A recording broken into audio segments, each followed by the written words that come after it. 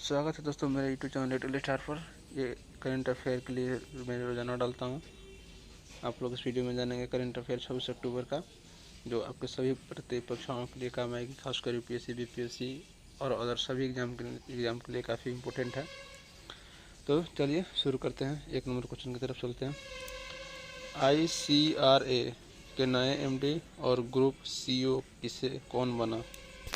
Answer हो जाएगा इसका ये राधा मोहन, 1 मिनट, रामनाथ कृष्णन। ठीक है, Ramnath Krishnan, option number C. ICRA क्या है? ये एक गुड़गांव में वैश्विक रेटिंग एजेंसी मूडीज कॉरपोरेशन एक स्वामित्व वाली इकाई है। ठीक है, कंपनी है जो वैश्विक रेटिंग एजेंसी मतलब विश्व का रेटिंग करता है, और ये इसका खुद का स्वामित्व है, मतलब कि निजी कंपनी है। नेक्स्ट क्वेश्चन चलते हैं। DRDO ने एक्सपेंडेबल रियल टारगेट जो होता है, एक्सपेंडेबल रियल टारगेट, एक ही टाइम पे एक्सपेंडेबल तरीके से टारगेट करना, वो अभ्यास सफलतापूर्वक लॉन्च परीक्षण कहाँ किया? उड़ीसा में, ऑप्शन नंबर सी। उड़ीसा में अभ्यास किया है DRDO ने। DRDO क्या होता है? यह पश्चिम बंगाल की खाड़ी के तट पर किया गया। ठीक है, रक्षा अनुसंधान एवं विकास संगठन। ठीक है, इसका अंग्रेजी में नाम क्या है? Defence research and development organisation, जो भारत सरकार के लिए काम करती है। भारत की रक्षा से जुड़े, ठीक है, जुड़े अनुसंधान कार्यों के लिए अग्रिम संस्थान है। ये सभी कार्य भारत की रक्षा के लिए जितने भी ये बम, मिसाइल, तोप, गोला बारूद बनाता है, यही कंपनी बनाती है DRDO। इसकी स्थापना कब हुई थी? 1958 में हुई थी। ठीक है, आगे बढ़ते हैं। तकनीकी विभाग में, हाँ, यहाँ से क्या क्या बनाती है कंपनी? संस्थान में अपनी इक्विवेलेंट वर्तमान में प्रयोगशाला हैं जो इलेक्ट्रॉनिक्स, रक्षा उपकरण इत्यादि क्षेत्रों में अनुसंधान कार्य करते हैं। रडार, प्रक्षेपण पूरी तरह से बनाते हैं। रडार को भी ये ही बनाते हैं। इसके अध्यक्ष कौन है? डॉक्टर जी सतीश रेड्डी। ठीक है, ये आप लोग याद रखेंगे, डॉक्टर जी सतीश रेड्डी। रक्षा प्रणालियों और प्रौद्योगिकी स्वदेशी विकास का नेतृत्व किया है। इसका गठन कितना हुआ था? 1958 में। इसका मुख्यालय कहाँ है? DRDO भवन, नई दिल्ली। कर्मचारी लगभग कितना है? नई दिल्ली में इसका मुख्यालय है, हेडक्वार्टर, और कर्मचारी 30,000 और 5,000 साइंटिस्ट इसमें काम करते हैं। इसका बजट कितना है? 14,888.78 करोड़, लगभग 14,818 करोड़ इसका बजट है। कब के? 2017-18 के अनुसार लगभग 2.2 बिलियन अमेरिकी डॉलर के हिसाब से। नेक्स्ट क्वेश्चन की तरफ चलते हैं। 56वीं नेशनल क्रॉस एंट्री चैंपियनशिप की मेजबानी कौन सा राज्य करेगा? नागालैंड। जो है 56 नेशनल क्रॉस कंट्री चैंपियनशिप मेजबानी कौन सा करेगा? Nagaland, option number C. Nagaland Bharat की राजधानी, भारत की एक राज्य है। इसके 15 जनवरी 2002 कोहिमा में आयोजित किया जाएगा। ठीक है, कौन? वहीं 15 जनवरी 2002 में कोहिमा में आयोजित किया जाएगा। नागालैंड भारत के एक उत्तर पूर्वी राज्य है। इसकी राजधानी कोहिमा है। ठीक है, जबकि दीमापुर राज्य का सबसे बड़ा नगर है। दीमापुर राज्य का सबसे बड़ा नगर है। नागालैंड की सीमा पश्चिम में असम से, उत्तर में अरुणाचल प्रदेश से, पूर्व में बर्मा की ओर से, दक्षिण में मणिपुर से मिलती है। इसका जो चौथाई है, इधर इधर इधर इधर चारों तरफ जो राज्य बसते हैं उसको बताया गया है। इसकी राजधानी कोहिमा है। मुख्यमंत्री कौन है इसके? नेफ्यू रियो। और गवर्नर कौन सा? जगदीश मुखी। नेक्स्ट क्वेश्चन पे चलते हैं। नेक्स्ट क्वेश्चन, शिनजियान 21 सैटेलाइट किस देश ने लॉन्च किया? नाम से ही पता चल जा रहा है, Xinjiang, China, option number C. China अपने आप में बहुत सारा शक्तिशाली देश है, विश्व का दूसरा सबसे बड़ा अर्थव्यवस्था है। व्याख्या इसे चलिए कर देते हैं एक्सप्लेन। उपग्रह का मुख्य उपयोग, जो उपग्रह लॉन्च किया गया सैटेलाइट, उसका मुख्य अंतरिक्ष मलबे को कम करने वाली प्रौद्योगिकी का परीक्षण कर सत्यापन के लिए किया जाएगा। जो अंतरिक्ष में स्पेस में जो मलबे रह जाते हैं, जो स्पेस क्रैश हो जाती है, वहाँ पे बहुत सारा जो सैटेलाइट का कार्यकाल समाप्त हो जाता है, वहाँ पे मलबे के रूप में रहते हैं, उसको समाप्त करने, कम करने, उसकी पुष्टि के कम करने का तरीका पता करेगा और उसको पुष्टि करेगा। ठीक है, इस शीजान 21 का काम यही है। चाइना विश्व का दूसरी सबसे बड़ी अर्थव्यवस्था है। ठीक है, जैसे मैंने पहले ही बताया, सेकेंड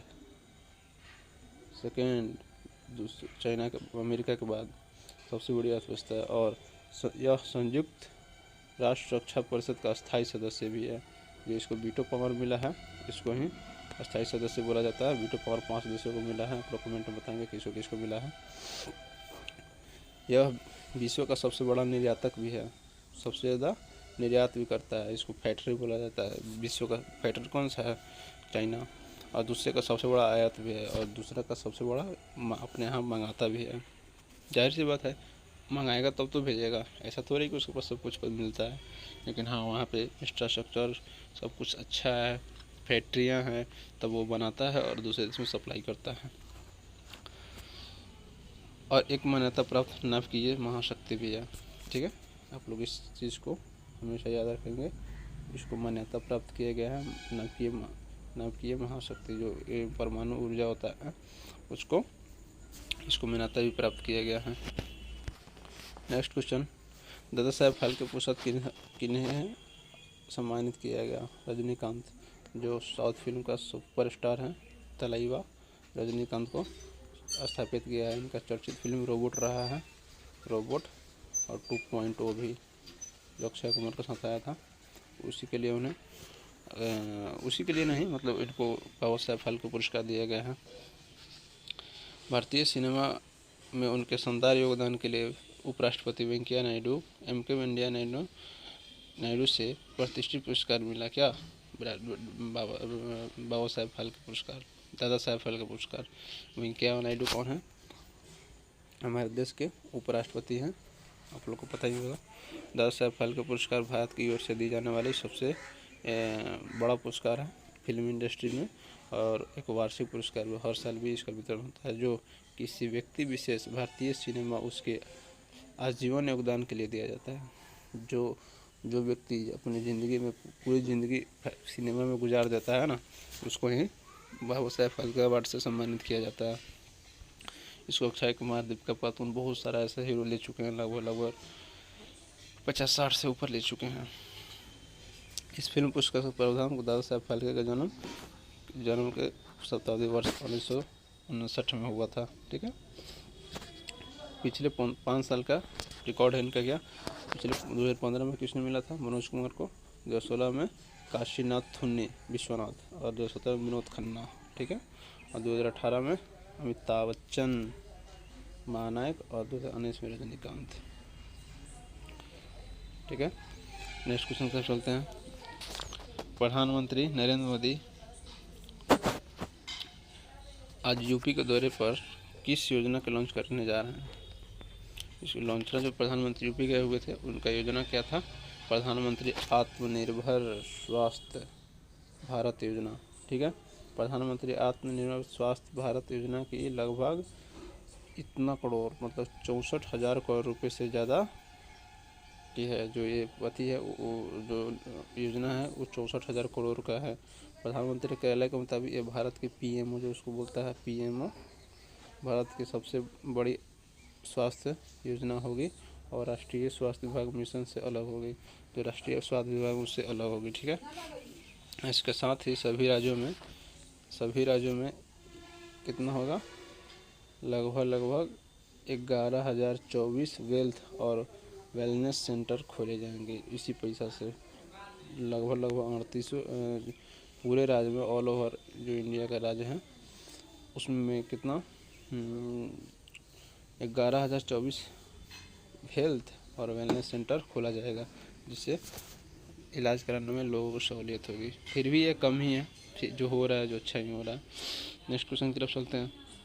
राष्ट्रीय माचिस उत्पाद संघ ने 1 दिसंबर से 1 दिसंबर माचिस की एक डिबिया की कीमत 1 रुपये से बढ़ाकर कितने का उसने कर दिया 2 रुपये। जो हम लोग माचिस किनते हैं होम लाइट, वो पता होगा, होम लाइट हम लोग किनते हैं वो सिर्फ 1 रुपया मिलता है, ओनली 1 रुपीज़। अब उसको 2 रुपया कर दिया गया है। महंगाई बढ़ रहा है तो लगभग ये भी बढ़ेगा। इसका दाम लगभग 9-10-15 साल बाद बढ़ा है। यही चीज़ है जिसका दाम नहीं बढ़ा था, अब माचिस भी बढ़ गया। अब क्या चाहिए। चलिए नेक्स्ट क्वेश्चन की तरफ चलते हैं। महंगाई बढ़ने का सबसे बड़ा कारण होता है दोस्तों सप्लाई चेन पे। सप्लाई चेन किससे चलती है? पेट्रोल डीजल पे। पेट्रोल डीजल ही महंगा है तो सप्लाई चेन कैसे पूर्ति होगा। मतलब कि एक माचिस का डिब्बा 100 है, उसको ले जाने में 10 रुपये खर्चा पहले आता था, उसको 15 रुपये आने लगा है। तो कहीं ना कहीं 5 रुपये एक्स्ट्रा पड़ रहा है ना, तो 5 रुपये माचिस पे ही नहीं लेगा। इसी वजह से इसका दाम बढ़ गया है। जब तक तेल डीजल पे कंट्रोल नहीं किया जाएगा, जब तक किसी भी चीज़ पर सामान पर कमी नहीं आएगी।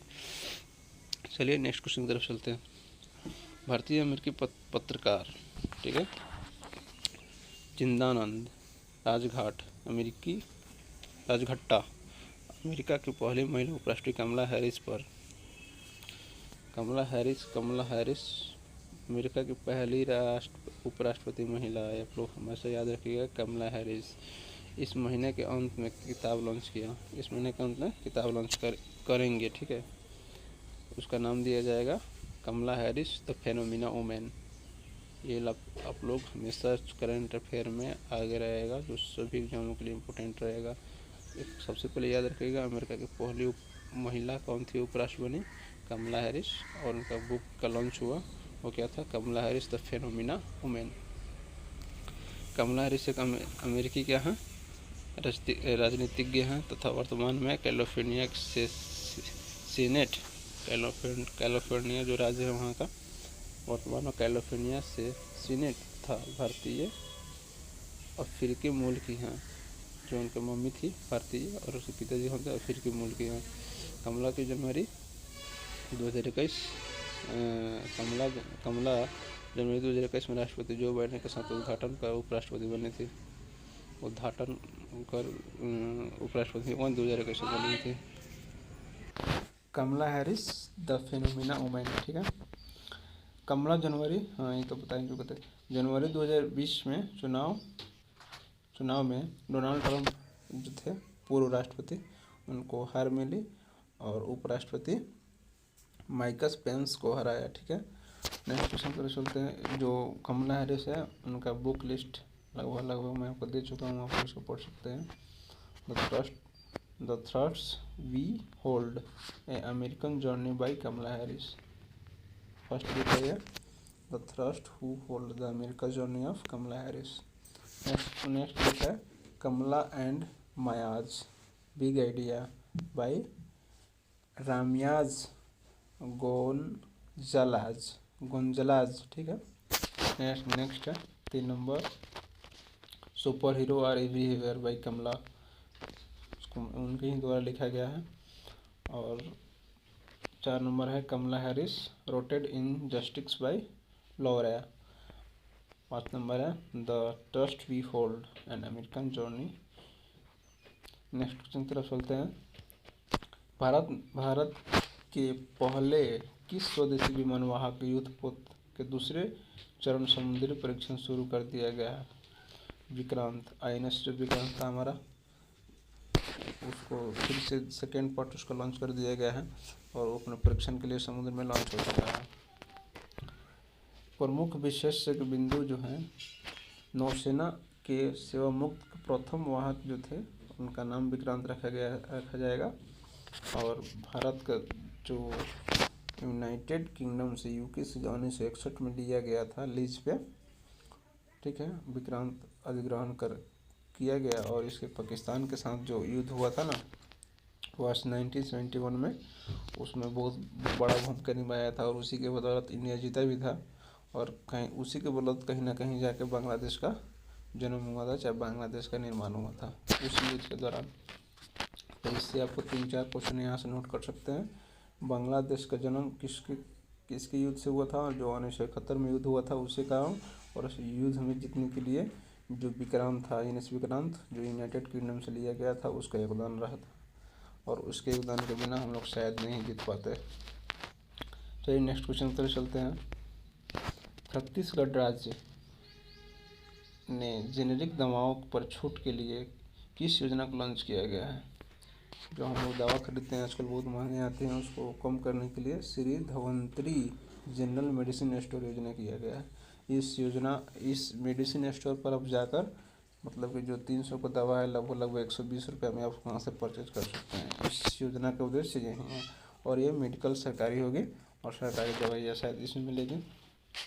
अब इसके बारे में और डिटेल्स में आता है तो मैं आपको अपडेट कर दूंगा। वह जो यहाँ पे है लगभग मैं बता रहा हूँ, यहाँ पे